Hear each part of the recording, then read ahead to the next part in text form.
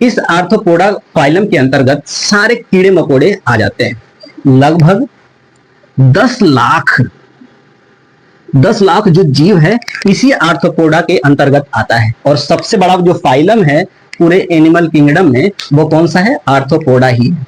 इसके अंतर्गत लिखने जाऊंगा तो ब्लैक बोर्ड भर जाएगा, लेकिन वो प्रजातियां खत्म नहीं होगी। मकोड़े आ जाते हैं।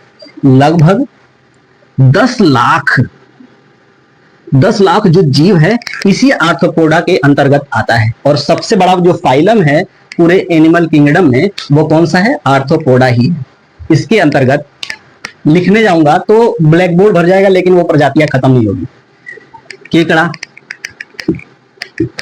मधुमक्खी,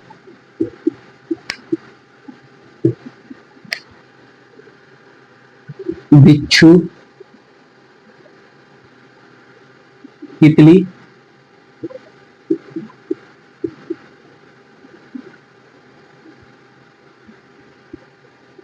मकड़ी, तिलचट्टा, मक्खी, चींटी आदि। इसके अंतर्गत केकड़ा, मधुमक्खी, बिच्छू, तितली और मकड़ी, तेलचट्टा, मक्खी और चींटी आदि ये सारे जीव जो होते हैं दोस्तों, ये आर्थ्रोपोडा के अंतर्गत आते हैं।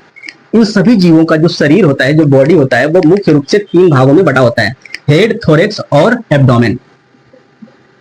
हेड, थोरेक्स और एब्डोमेन। Head, thorax. ठीक है। यदि पैर की बात करें, 6 से लेके 8 जो होते हैं वो पैर पाए जाते हैं, या 3 पेयर या 4 पेयर पैर इसके अंतर्गत पाए जाते हैं।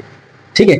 और यह सिमेट्रिक होते हैं। यदि हम बीच में से काटेंगे तो जितना पोर्शन इधर आएगा उतना ही पोर्शन बिल्कुल इक्वल रूप में इधर भी आएगा। तो ये क्या होते हैं? सिमेट्रिक होते हैं। चाइना वाले होते हैं दोस्तों, इस आर्थ्रोपोडा ग्रुप को बहुत ही पसंद करते हैं। इस वजह से, हालांकि सही भी है, यदि वो अनाज खाने लगेंगे दोस्तों तो आधा से ज्यादा अनाज वही खा जाएंगे चाइना वाले।